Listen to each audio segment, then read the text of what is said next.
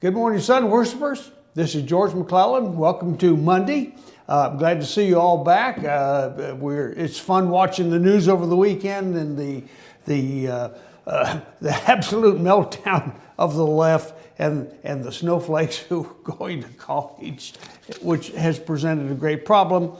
I woke up this morning and I could smell smoke again. The weekend was pretty nice because the weather pattern had changed and the wind had blown the smoke from the forest fires away, but it was back this morning. And so I just want to caution those of you out there who like to take a long walk in the morning, the importance of walking. Just be careful and maybe have a mask if you need it, but the importance of walking, particularly for you people over 85, it adds minutes to your life. So that means that you will spend an extra 3 months in a nursing home at $3,000 a month paying for it, but you stay healthy out there. This is George McClellan, and I'm coming to you from FetcherNews.com, North Atlanta's only online internet talk show. You can call me at Fetcher News, 706-889-9700, or you can email me, George, at FetcherNews.com. So, after listening to all the pundits over the weekend, and I hasten to add that I do not include Fox News anymore. I think although I did watch Chris Wallace because he had that wonderful, wonderful interview with Kellyanne Conway. What a rising star is Kellyanne Conway. First woman, the first woman. She could be president someday. She's the first woman to win a campaign as a campaign director for a major candidate, and particularly one who everybody thought would lose. What have we learned? Yeah, well, it's all over but the wind blowing from the losers, from the left, from the dark side. America has been temporarily saved from its inevitable demise, and the left is in meltdown as a result. The emotional breakdown we see on our TV screens and on the internet by the denizens, both students and professors of the ultra left-wing colleges and universities, reveal to us a lurking danger down the road for America that we should start to come to grips with. It's the left is leaderless now. We found out that their body of water was 10 miles wide and probably a quarter of an inch deep. And you cannot select leaders out of that. These people in this college and coming out of these colleges will presumably try to become leaders in the progressive movement. Now, that cannot be permitted. Americans have got to be re-educated in the Constitution and the constitutional law that has made America what it was and still is after Trump's election. And these people cannot be. We've got to keep an eye on them all the time. And anybody who melts down or needs a free space or has to work with Play-Doh and crayon books to overcome what is just a natural defeat, they cannot be leaders. They will forever be followers because they have not been taught to think. They have not been taught to recognize cognitive reasoning and use it and employ it. So there we are. It will be leaderless if we have to rely on these products of leftist institutions to become America's political leadership. They are weaklings. They are unable to meet a crisis. They are unable to understand any thought process except their own, and totally bereft of any ability, obviously, to make hard decisions. They will be overrun by the strong progressive dictator types among them, and once again plunging America into the danger of facing another episode of potential totalitarianism. We were on the brink if Hillary was elected. That is now over. I believe that the Trump administration, a goal of the Trump administration would be to reclaim our colleges and universities from the left, purge them of Alinskyite professors, and offer jobs there to retired military types, officers, field grade and above, who's willing to step into the classroom and change things. Military officers, there's there's a vast field of retired military officers out here, and they need jobs. And what better place to put an educated military man but in our colleges and universities? And of course, cutting off money to these institutions would be a positive step in the right direction. Now, that brings us to one of Trump's supposed, they say, choices, and that's the Secretary of Education, and that's Dr. Ben Carson. Brilliant man. Excuse me, Ben Carson is a brilliant man. He's soft-spoken, but he's a thinker. And I think that the Trump administration should give Ben these marching orders. Your job is to reduce the Department of Education through attrition, slowly, reduce programs that are not needed, eliminate programs that are duplicates, and start getting rid of the leftist influence that has spoiled and ruined our colleges and universities. Now, there's two people to thank for Hillary's failure to become president of the United States. First one, of course, is Hillary Clinton herself. Hillary Clinton and her team failed to recognize the shifting sands. I wrote in my essays a long time ago about the shifting sands of the political electorate out here in my little short one-page essays, and I have been right. I have been right. And when you don't watch what's going on in the outer world, you'll never know what's going on or how to adjust to it in the inner world. Clinton was her own worst enemy. She avoided the press. She had long, wide spaces. Remember the incident, her walking down the street and her staff walking around her with ropes, holding ropes so that nobody could get closer than 15 or 20 feet from Hillary Clinton. They had to yell questions at her and she ignored them. So, she was her own worst enemy. And then her episode at the Twin Towers dedication, where she was fainted and hustled off and thrown into her. I mean, the woman is sick, and she does not need to be president. But her day is over. Her day is over, and I'm glad of that. Press says, well, the Clinton legacy will continue. There's Chelsea Clinton. Well, maybe if she has any money left. I think, like Brian said earlier, there's not going to be a rush to prosecute Hillary Clinton.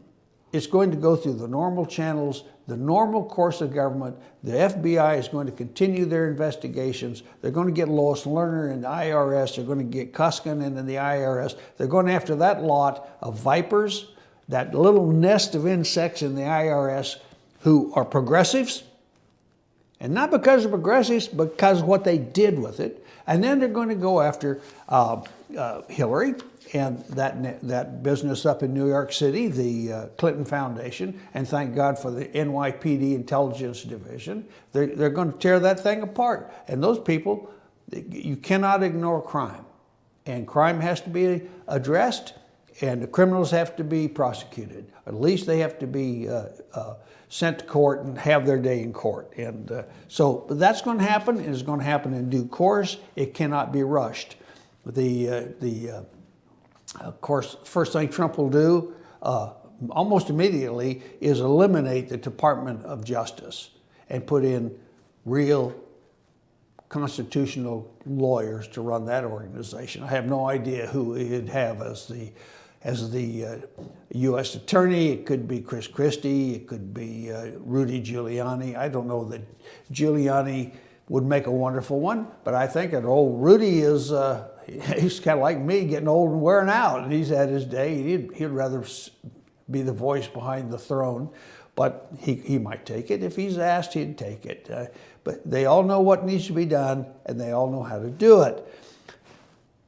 I said there were two people that helped Trump win. The other one was the odious senator from Nevada, Harry Reid, on his way out now. A piece from the Wall Street Journal was interesting. Harry Reid, I'm going to share it with you.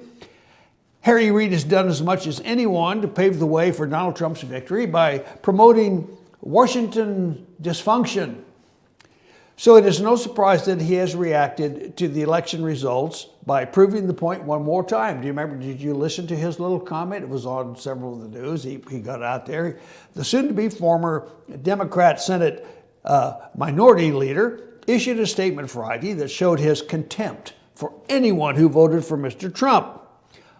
Quote, I have personally been on the ballot in Nevada for 26 elections, and I have never seen anything like the reaction to the election completed last Tuesday. The election of Donald Trump has emboldened the forces of hate and bigotry in America, end quote. White nationalists, Vladimir Putin, ISIS are celebrating Donald Trump's victory. While innocent, law-abiding Americans are racked with fear, especially African Americans, Hispanic Americans, Muslim Americans, LGBT Americans, and Asian Americans, watching white nationalists celebrate, while innocent Americans cry tears of fear, does not feel like America anymore. That's a second quote of his. As difficult as it is for anyone to lose an election, the American people have spoken, and Donald Trump is our president. Crazy Harry went downhill. He went down from that point. And Democratic Senator, to his great credit, Joe Manchin of West Virginia, was appalled enough to issue a public rebuke. Senator Harry Reid's statement today attacking President-elect Trump is wrong. It is an absolute embarrassment to the Senate as an institution, our Democratic Party, and the nation. And I want to be very clear, Harry Reid does not speak for me. As difficult as it is for anyone to lose an election, the American people have spoken, and Donald Trump is our president-elect. Senator Reid's words needlessly feed the very divisiveness that is tearing this country apart. Now, more than ever, it is time for all of us to come together as Americans. We must, as Secretary Clinton and President Obama so graciously said, have an open mind and give President-elect Trump the chance to lead. And that's the end of Manchin's quote. Issues brought up. Harry Reid's statement attacking President Trump is totally wrong. And Trump mentions especially African Americans. Well, I don't see them fearful. They're out on the streets looting and burning and beating up white people with Trump stickers. Hispanic Americans, Hillary Clinton did not get the Hispanic American vote that she expected. It was not there. She simply didn't get it. Muslim Americans, there are very few Americans of Muslim descent who are born here. All of them are imports so far. As far as I'm concerned, their opinion doesn't count, because when you cannot accept the Constitution of the United States as the rule of law, but instead your religion forces you to submit to a Sharia law, then those people have no opinion that's of any matter to me. And LGBT Americans and Asian Americans, Asians have no problem. What Asian American? Name me an Asian American or a group of Asian Americans who have been threatened by conservatives. Most of them are conservative anyway. A great interview before the election, I remember, was an interview of a woman, a Chinese woman, who was the leader of a San Francisco group of Asians who were for Trump. So this is all crap, and it needs to be considered just like that. Mr. Reid will soon be gone with the current Congress, but Republicans may miss him, considering all that he has done to help us. By killing the filibuster for nominees, Reid did that. He killed the filibuster for nominees. He has made it easier for Mr. Trump to get his nominees confirmed and fill Antonin Scalia's seat on the Supreme Court. By stretching the rules for budget reconciliation, he has set a precedent for Republicans to repeal much of Obamacare by ducking a filibuster. Well, thank you, Harry Reid. You have done us a great service. And by blocking vote after vote as Senate Majority Leader, Mr. Reid made it impossible for Democrats in swing states to differentiate themselves from President Obama and paved the way for a GOP Senate in 2014. A Republican Congress can now go far to repealing much of Mr. Obama's legacy. And I mentioned earlier, Saturday, I mentioned that Trump should ask, with hat in hand, should ask the Prime Minister of Great Britain if they would be condescend to return the bust of Winston Churchill that Obama so graciously got rid of. And I hope the Trump administration will take another look at the nuclear waste repository in Nevada and get that thing filled up again. And we're at break time, so we'll see you on the other side. This is George McClellan at FetcherNews.com.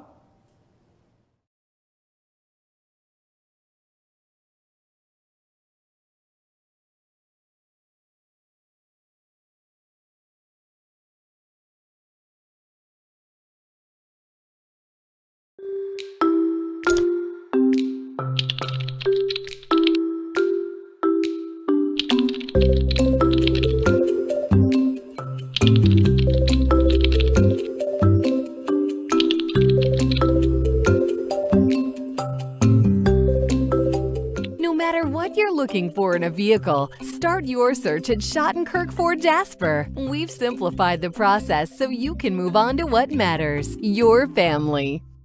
Circuit World, brand name merchandise at unbelievably low prices. Furniture, appliances, and electronics. Circuit World is locally owned and operated, serving the tri-state area. Circuit World has highly trained professionals to help. Visit your hometown Circuit World today. 3 locations in Georgia, Ellijay, Blue Ridge, and Blairsville, Franklin, and Murphy, North Carolina. No credit checks, so let Circuit World deliver to you today.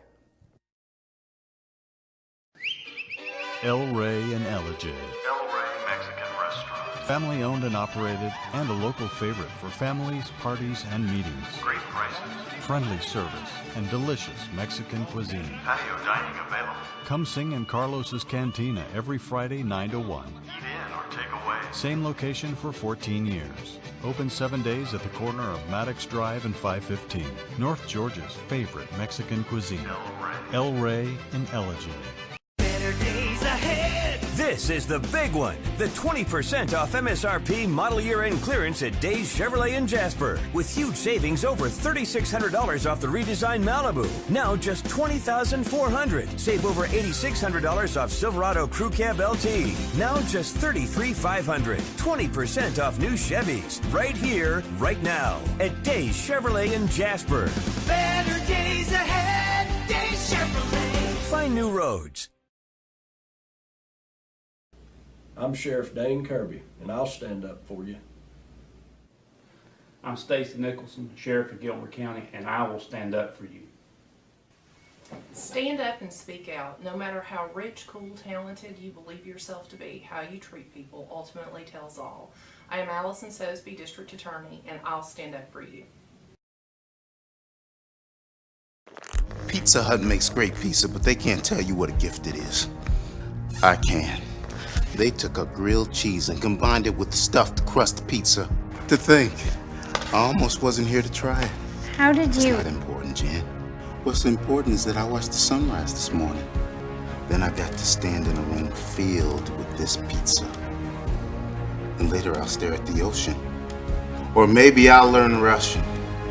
Or listen to jazz. Or try my hand at needlework. Or open a door for a beautiful woman. Or read a human interest story, or make dessert wine, or ride a wild horse, or experiment with watercolors. Eat every slice like it's your last. Especially you, Doug. Especially Doug, right? You care about Doug. The grilled cheese stuffed crust pizza. Proof that no one outpieces the Hut.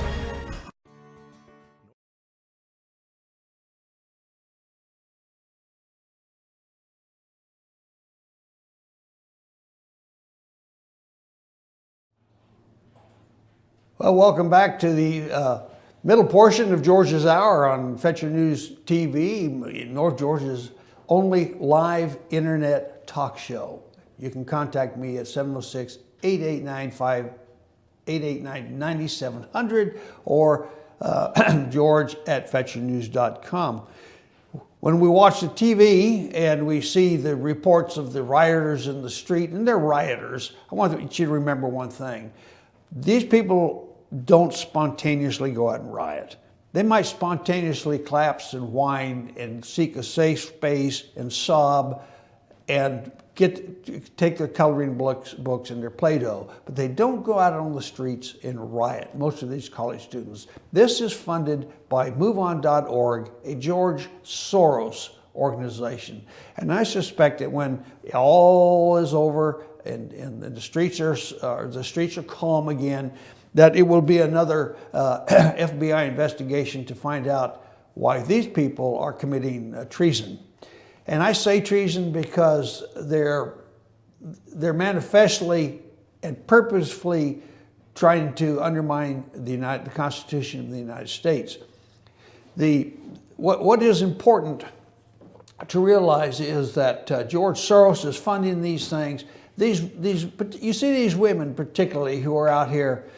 Why are they whining? They're fearful that, one, they're going to lose free education. Free education. Hillary promised them free education. They're fearful that they're going to lose free medical care, health care for life, free. We're going to pay for it and they're going to enjoy it. What a wonderful place America is. Until it goes broke, of course. Like Maggie Thatcher once said, liberalism is fine, or socialism is fine until they run out of other people's money. And third, they're in throes because they can't get free devices at our expense, so they can continue their procreation and abortion, so they can have sex whenever they want it, as they want it. There's a wonderful article by a fellow named Daniel Greenfield, a journalist and a fellow at the Freedom Center in New York City. And his take on this past election, I think, is important enough for me to share with you. This wasn't a revolution, wasn't an election, it was a revolution. It is midnight America. The day before, 50 million Americans got up and stood in front of the great iron wheel that had been grinding them down. And there was a long time ago a poem called The Mills of the Gods. Mills of the Gods grind slowly, and they grind woe. They stood there even through the media, told them that it was useless. They took their stand even while all the chattering classes laughed and taunted them. They were fatherless. They were fathers who couldn't feed their families anymore. There were mothers who couldn't afford health care. There were workers whose jobs had been sold off to foreign countries. They were sons who didn't see a future for themselves. There were daughters afraid of being murdered by the unaccompanied minors flooding into their hometowns. And they took a deep breath and they stood. They held up their hands and the great iron wheel stopped. The great blue wall crumbled. The impossible states fell one by one. Ohio, Wisconsin, Pennsylvania, Iowa. The white working class that had been overlooked and trampled on for so long got to its feet. It rose up against its oppressors, and the rest of the nation from coast to coast rose up with it. They fought back against their jobs being shipped overseas while their towns filled with migrants. They got everything while they got nothing. They fought back against a system in which they could go to jail for a trifle while the elites could violate the law and stroll through a presidential election. They fought back against being told that they had to watch what they had to say. They fought back against being held in contempt because they wanted to work for a living and take care of their families. They fought back and they won. They won. This wasn't a vote. It was an uprising. Like the ordinary man chipping away at the Berlin Wall, they tore down an unnatural thing. that had towered over them. And as they watched it fall, they marveled at how weak and fragile it had been, and how much stronger they were than they had ever known. Who were these people? They were the leftovers and flyover country. They didn't have bachelor degrees, and they had never set foot in a Starbucks. They were the white working class. They didn't talk right or think right. They had the wrong ideas, the wrong clothes, and the ridiculous idea that they still mattered. They were wrong about everything. Illegal immigration? Everyone knew it was here to stay. Black Lives Matter is the new civil rights movement. Manufacturing? As dead as the dodo. Banning Muslims? What kind of a bigot even thinks that way? Love wins. Marriage loses. The future belongs to the urban metrosexual and his .com. Not only the guy who used to have a good job before it went to China or Mexico. They couldn't change anything. 1,000 politicians and pundits had talked of getting them to adapt to the inevitable future. Instead, they got in their pickup trucks and they drove out to vote, and they changed everything. Barack Hussein Obama boasted that he had changed America. 1 billion regulations, 1 million immigrants, 100,000 lies, and it was no longer your America, it was his. It was JFK and FDR rolled into one. He told us that his version of history was right and was inevitable. And they voted, and they left him in the dust. They walked past him, and they didn't listen. He had come to campaign where they still clung to their guns and their Bibles. He came to plead for his legacy, and Americans said no. They said more than that. 50 million Americans repudiated him. They repudiated the Obamas and the Clintons. They ignored the celebrities. They paid no attention to the media. They voted because they believed in the impossible, and their decision made the impossible happen. Americans were told that walls couldn't be built and factories couldn't be reopened. That treaties couldn't be unsigned and wars couldn't be won. It was impossible to ban Muslim terrorists from coming to America or to deport the illegal aliens, turning towns and cities into gangland territories. It was all impossible, and 50 million Americans did the impossible. They turned the world upside down. It's midnight in America. CNN is weeping. MSNBC is wailing. ABC calls it a tantrum. NBC damns it. It wasn't supposed to happen. The same machine that crushed the American people for 2 straight terms, the massive government, corporations, and nonprofits that run the country, was set to win again. Instead, the people stood in front of the machine. They blocked it with their bodies. They went to vote, even though the polls told them it was useless. They mailed in their absentee ballots, even while Hillary Clinton was planning her fireworks victory celebration. They looked at the empty factories and the barren farms. They drove through the early cold. They waited in line. They came home to their children to tell them that they had done their best for their future. They bet on America, and they won. They won improbably, and they won amazingly. They were tired of Obamacare. They were tired of unemployment. They were tired of being lied to, and they were tired of watching their sons come back in coffins to protect some Muslim country. They were tired of being called racist and homophobes, and they were tired of seeing their America disappear. And they stood up and fought back. This was their last hope, this last chance to be heard. Watch the video. See 10 ways John Oliver destroyed Donald Trump. Here's 3 ways Samantha Bee broke the internet by taunting Trump supporters. These things, these 3 minutes of Stephen Colbert talking about how stupid Trump is, it owns the internet. Watch Madonna curse out Trump supporters. Watch Katy Perry, Miley Cyrus, Robert Downey Jr. Watch Beyonce campaign with Hillary. The media had the election wrong all along. That wasn't about personalities. It was about the impersonal. It was about 50 million people whose names no one except a server will ever know. fighting back. It was about the homeless woman guarding Trump's star. It was about the lost Democrats searching for someone to represent them in Ohio and Pennsylvania. It was about the union men who nodded along when the organizers told them how to vote, but who refused to sell it out to their future. No one will ever interview all those men and women. We will never see all their faces, but they are us and we are them.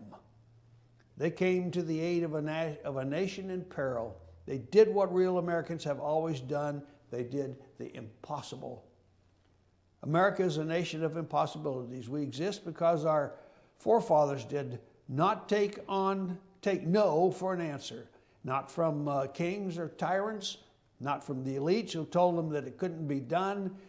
The day when we stop being able to pull the impossible is the day that America will cease to exist. Today's not that day. Today, 50 million Americans did the impossible. Midnight has passed. A new duty has come, and everything is about to change. Wasn't that a wonderful essay by Bill Whalen? Not Bill Whalen, by Daniel Greenfield. Excellent interview, and I had to share that with you. There was, in my day, back in the 60s, when I was on Highway Patrol in California, there was the Watts Riot, my first experience with civil unrest. And then I moved to San Jose, California, and followed not long after that by the free speech movement in Berkeley, California, at the University of California, Berkeley, the free speech movement. And a fellow named Mario Savio, a bartender and a part-time student, not a good student, but his whole aim was to be able to cuss and not be chided for it, to use filthy language.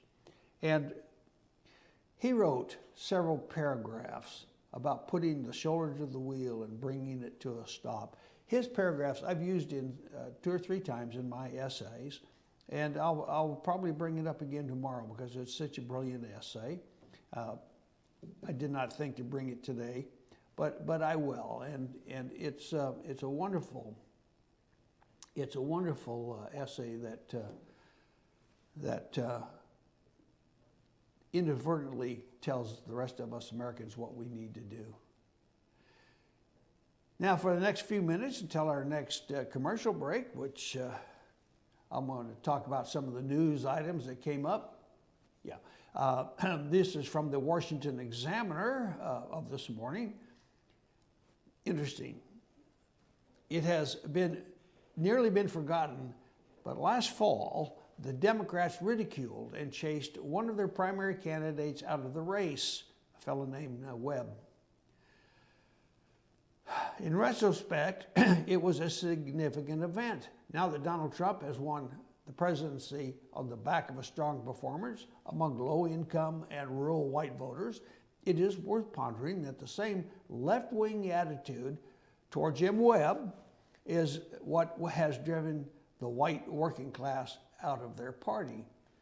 The white working class, you watch the Democrats are in total disarray, the party. They're blaming one another,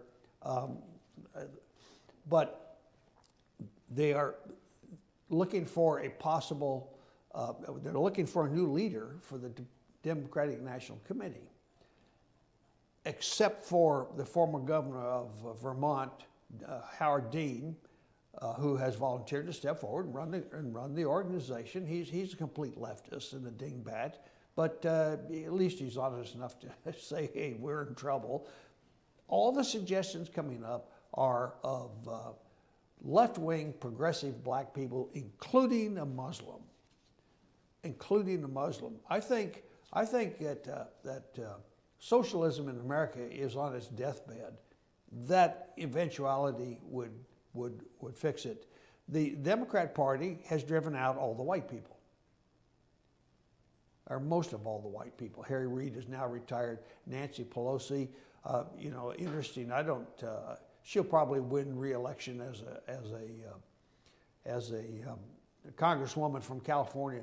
But I think what's left of the Democrat caucus will probably dump her because she was absolutely did absolutely zero for the Democrats in winning congressional seats. She's a loser.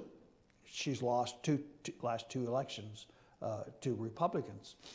And when Boehner took over the House speakership, that was the end of Nancy Pelosi, but she hung in there for a while. But Jim Webb did things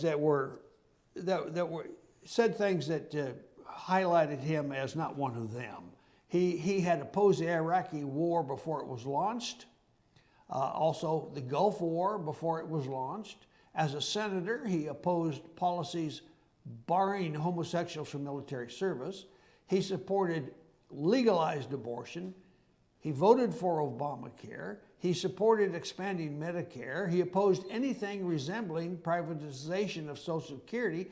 But as a candidate who held too many politically incorrect beliefs and who seemed culturally retro by the standard of coastal elites, Webb seemed out of place on the debate stage with candidates who were prepared to declare their affinity for socialism and gun control. So, if you will recall, he was subjected to intense ridicule.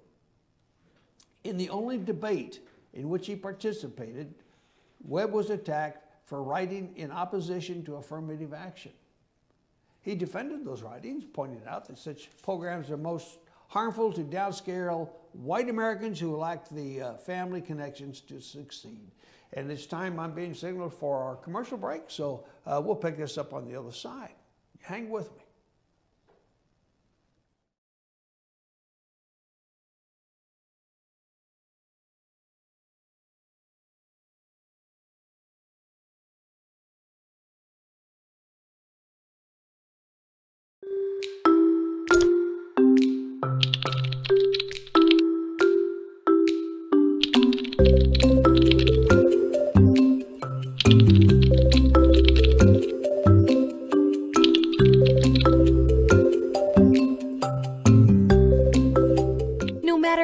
Looking for in a vehicle? Start your search at Schottenkirk Ford Jasper. We've simplified the process so you can move on to what matters, your family. Circuit World, brand name merchandise at unbelievably low prices. Furniture, appliances, and electronics. Circuit World is locally owned and operated, serving the tri-state area. Circuit World has highly trained professionals to help. Visit your hometown Circuit World today. 3 locations in Georgia, Ellijay, Blue Ridge, and Blairsville, Franklin, and Murphy, North Carolina. No credit checks, so let Circuit World deliver to you today. El Rey and Ellijay. El Rey Mexican Restaurant. Family owned and operated and a local favorite for families, parties, and meetings. Great prices. Friendly service and delicious Mexican cuisine. Patio dining available. Come sing in Carlos's Cantina every Friday 9 to 1. Eat in or take away. Same location for 14 years. Open 7 days at the corner of Maddox Drive and 515. North Georgia's favorite Mexican cuisine. El Rey and Ellijay. Better days ahead. This is the big one. The 20% off MSRP model year end clearance at Days Chevrolet in Jasper. With huge savings over $3,600 off the redesigned Malibu. Now just $20,400. Save over $8,600 off Silverado Crew Cab LT. Now just $33,500. 20% off new Chevys. Right here, right now. At Days Chevrolet in Jasper. Better days ahead. Days Chevrolet. Find new roads. I'm Sheriff Dane Kirby, and I'll stand up for you. I'm Stacy Nicholson, Sheriff of Gilmer County, and I will stand up for you. Stand up and speak out. No matter how rich, cool, talented you believe yourself to be, how you treat people ultimately tells all. I am Allison Sosby, District Attorney, and I'll stand up for you. Pizza Hut makes great pizza, but they can't tell you what a gift it is. I can. They took a grilled cheese and combined it with stuffed crust pizza. To think, I almost wasn't here to try it. How did you? It's not important, Jan. What's important is that I watched the sunrise this morning. Then I got to stand in a room filled with this pizza. And later I'll stare at the ocean.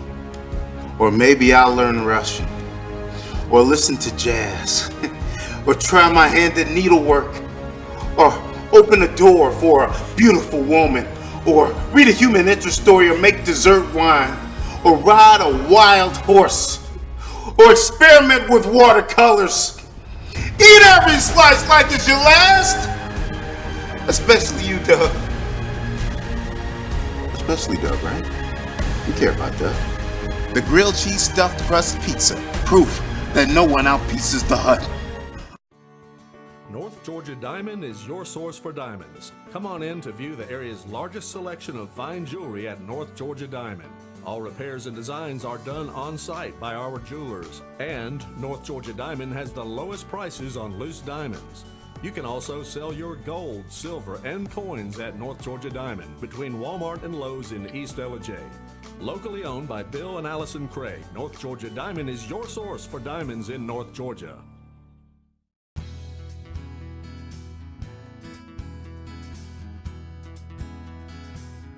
Hello, my name is Chad Watkins. I'm the manager at Larry's Body Shop. We are a family-owned and operated business and have been serving the North Georgia area since 1978. We are located at 1216 Progress Road in Ellijay, Georgia. Our shop specializes in collision repair and we work with all major insurance companies. Larry's Body Shop is ICAR Gold, the highest role of training recognized by the collision repair industry. It is estimated that only 10% of collision shops meet these standards. Our shop consists of state-of-the-art equipment such as laser measurement system, down-drive spray booth, spot and MIG welding equipment. All of our paints are mixed on site so that we can guarantee your paint to match every time. I know that having an accident can be a stressful event. We take pride in making sure our customers are satisfied with the repair of their vehicles. Our waiting area is clean and comfortable with free Wi-Fi and refreshing beverages. So if you're in an accident, stop by and see us at Larry's Body Shop.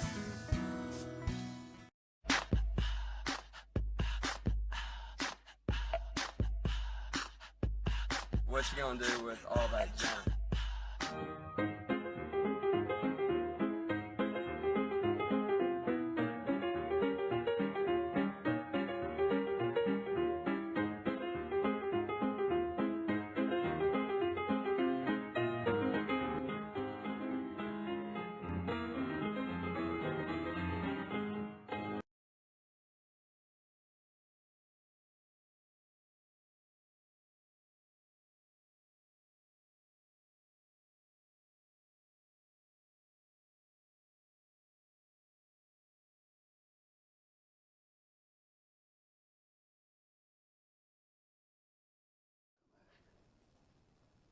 Well, welcome back to Georgia's Hour on FetchingNews.com, North Georgia's only live internet talk show. I want to, we were talking about Jim Webb. I use him as a metaphor as the Democrat candidate for president of what the Democrat Party has done to white voters. They're gone. The Democrat Party is no longer a white party. It is no longer the old party of the Southern South or the old party of the Ku Klux Klan. It's being remade an entirely different thing, and it will probably be the Muslim American Party within the next 5 years. But anyway, another question came up that was interesting is Trump could sideline a generation of rising GOP stars. Well, yes, he could. He sidelined 16 of them. But thinking specifically of Ted Cruz, Marco Rubio, and maybe even John Kasich. Now, John Kasich is a brilliant man. He would make a great Secretary of the Treasury, but he blew it with Trump. He will never be there, and so that's that. Cruz, you want to get rid of Cruz? Point him to the Supreme Court.